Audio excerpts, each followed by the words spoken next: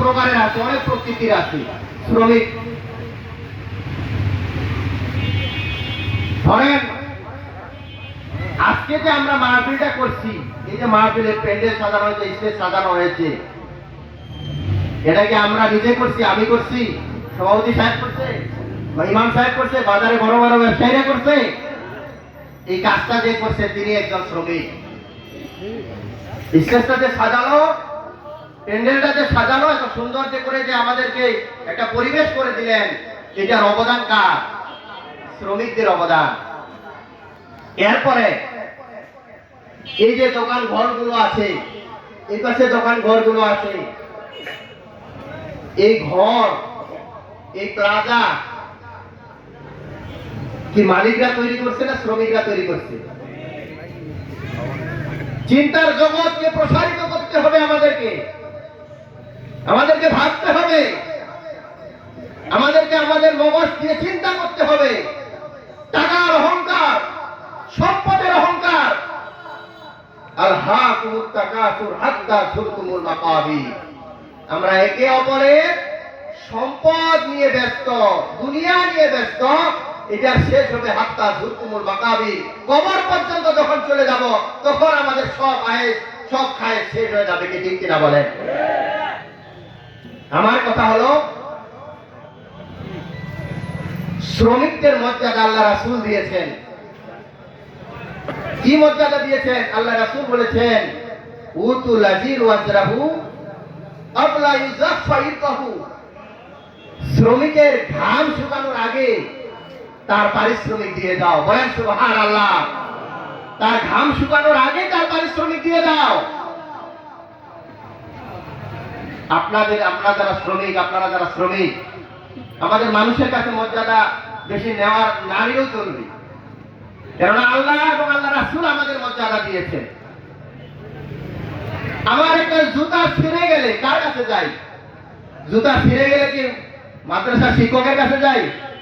কলেজের শিক্ষকের কাছে যাই? জুতা ছিঁড়ে গেলে আমার জুতা সেলাই করা যে কর্মচারী রয়েছে, যে শ্রমিক রয়েছে, যে মুচি রয়েছে, আমরা তার কাছে যাই। কি ঠিক কিনা বলেন? আমার যখন চুল দাড়ি বড় হয়ে যায়, নখ বড় হয়ে যায়, আমরা কার কাছে যাই? আমরা সেলুনের কাছে যাই। অর্থাৎ তারা শ্রমিক। এই সেলুন গুলো আছে বিধায় আপনাকে আমাকে সুন্দর দেখায়। এই সেলুন গুলো, এই শ্রমিক গুলো যদি না থাকতো, চুল বড় হয়ে, দাড়ি বড় হয়ে, নখ বড় হয়ে, বন্য পশুর মতো আমরা ঘুরে বেড়াতাম। কি ঠিক কিনা বলেন? মর্যাদা দিতে হবে তাদেরকে, মর্যাদা দিতে হবে শ্রমিকদেরকে। আপনি হোটেলে যান, চা খাইতে বসেন, আপনি বলেন যে একটু শুধু গ্লাসটাতে একটা ময়লা টুকরা পড়ছে, এটা নিয়ে যাও, পরিষ্কার করে নিয়ে আসো। একটু চা দিয়েছে, চাটাতে একটু দাগ আছে কাপটাতে, আপনি বলেন যে এটা নিয়ে যাও, এটা পরিষ্কার করে নিয়ে আসো। ওই শ্রমিক যদি না থাকতো হোটেল শ্রমিক গুলো যদি না থাকতো, তখন বোঝা যায় তো আপনি কত পরিষ্কার, কত পরিচ্ছন্ন। নিজের কাজ নিজে ধুয়ে খেতে হতো, নিজের গ্লাস নিজেকে ধুয়ে খেতে হতো। এই শ্রমিক গুলো আসে বিধায় পরিষ্কার পরিচ্ছন্ন পাত্রে, গ্লাসে, কাপে আমরা নাস্তা খেতে পারি, ভাত খেতে পারি। কি ঠিক কিনা বলেন? হোটেল শ্রমিকের মর্যাদা রয়েছে, হোটেল শ্রমিকের মর্যাদা রয়েছে, সেলুন শ্রমিকের মর্যাদা রয়েছে, মুচি শ্রমিকের মর্যাদা রয়েছে। এরপরে আসেন, আমরা যে দালান কোঠা করি, ঘর তৈরি করি, এই ঘর তৈরি কি আমরা নিজেরাই করি? আমরা কি ঘরটা নিজেই তৈরি করি? দুইটা ইট গাঁথানের সামর্থ্য আমাদের নাই। একটা সিমেন্ট বালু দিয়ে মশলা মাথায়, ওটা মাথায় করে নিয়ে যাওয়ার সামর্থ্য আমাদের নাই। শ্রমিক ভাইরা মাথার ঘাম পায়ে ফেলে, তাদের ঘাম ঝরিয়ে পরিশ্রম করে আমাদের জন্য থাকার ঘর তৈরি করে দেয়। কি ঠিক কিনা বলেন? তারা যদি আমাদের জন্য থাকার ঘর তৈরি করে না দিত, স্ট্রাইক করতো, যদি না কাজ করবো না, তাহলে আমরা বিল্ডিং ঘরে থাকার স্বপ্ন দেখতে পারতাম? শ্রমিকরা আমাদের 4 তলা বিল্ডিং তৈরি করে দেয়, 2 তলা বিল্ডিং তৈরি করে দেয়, থাকার জন্য ঘর তৈরি করে দিয়ে তারা কুড়ে ঘরে, টিনের ঘরে, ছাপরার ঘরে তারা জীবন যাপন করে। ঠিক কিনা বলে? আল কাসিম হাবিবুল্লাহ, এই শ্রমিকরা আল্লাহর বন্ধু, এই শ্রমিকরা আল্লাহর বন্ধু। আপনার দাপট দেখানোর, ক্ষমতা দেখানোর বহু জায়গা আছে, সেখানে গিয়ে দেখান।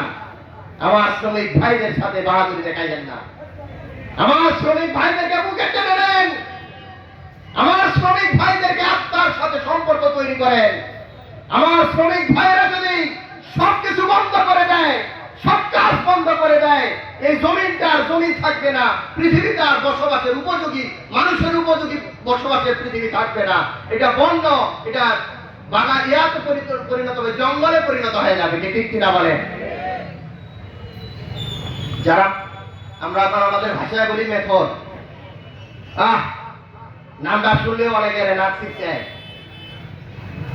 ওরা যদি বাজার পরিষ্কার না করে, ড্রেন পরিষ্কার না করে, টয়লেট পরিষ্কার না করে, আপনার আমার কি অবস্থা হবে?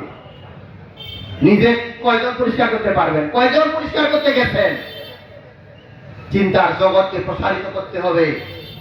তারা আমাদেরকে পরিষ্কার পরিচ্ছন্ন করে দেয় বিধায় আমরা শান্তির সঙ্গে বসবাস করতে পারি, না হলে দুর্গন্ধে আমরা থাকতে পারতাম না। মর্যাদা দিতে হবে, বুঝতে হবে আমাদেরকে।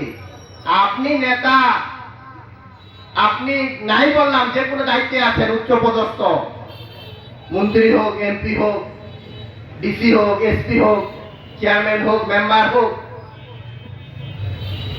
যে পদে থাকেন না কেন, আপনি পাজেরো গাড়িতে ঘুরে বেড়ান, প্রাইভেট কারে ঘুরে বেড়ান,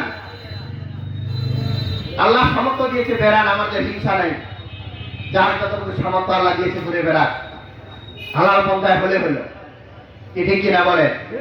এই পাজারো গাড়ি, এই প্রাইভেট কার, যখন আপনার টায়ার বাস্ট হয়, যখন আপনার মোবিল নিয়ে যাওয়ার প্রয়োজন হয়, তখন আপনি আমি কার কাছে যাই? নিজেরাই করি। টায়ার লিক হলে, টায়ার বাস্ট হলে, চেঞ্জ করার প্রয়োজন হলে নিজেরাই করি না, আমরা শ্রমিকের কাছে যাই। আমাদের কোনো না কোনো শ্রমিকের কাছে, মেকারের কাছে যেতে হয়। এই মেকার, এভাবে ডাক দেওয়া যাবে না। এই মুচি, এই ভেঙ্গলা, এই রিস্কাওয়ালা, খবরদার! কোন শ্রমিককে অপদস্থ করার, অপমানিত করার, ছোট করে দেখার অধিকার আপনাকে দেওয়া হয়ে যায়। ওরা আছে বিধায় টুনিরা আসতেছেন, পঞ্চগড় যেতে পারতেছেন। ওরা আছে বিধায় বিপদের সময় হাসপাতালে যাচ্ছেন। ওরা আছে বিধায় আপনি 1 গ্লাস পরিষ্কার পানি হোটেলে খেতে পারতেছেন।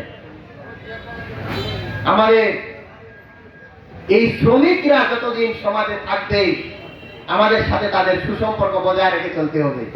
তাদের সাথে আমাদের ভালোবাসা থাকবে, বন্ধুত্বপূর্ণ আচরণ থাকবে। কোরআনের নির্দেশ, আল্লাহ রাসূলের নির্দেশ। আমাদের পুলিশ শ্রমিক ভাইরা মাথার উপরে বস্তা নিয়ে ওঠায়। পুলিশ শ্রমিক ভাইরা দিনরাত পরিশ্রম করে, ট্রাক লোড দেয়, ধানের বস্তা, চালের বস্তা, ভারী মালামাল। আমি মাঝে মধ্যে খেয়াল করি, আল্লাহ, তারা যে পরিশ্রম করছে, এরা যদি খালি নামাজি হয়, এরা যদি শুধু নামাজি হয়, আল্লাহর দিন কায়েমের যদি স্বপ্ন দেখে, কায়েম হোক আর না হোক, শুধু যদি নামাজি হয় আর নিজের পরিবারটাকে যদি একটু ইসলামের মধ্যে রাখে, পর্দায় রাখে, আর যদি মনে করে যে আল্লাহ এই জমিনে তোমার দিন কায়েম হোক, ইসলাম প্রতিষ্ঠা হোক, 500 বছর আগে আল্লাহ ওই শ্রমিককে আল্লাহর জান্নাতে দিয়ে দিবেন। বলেন সুবহানাল্লাহ।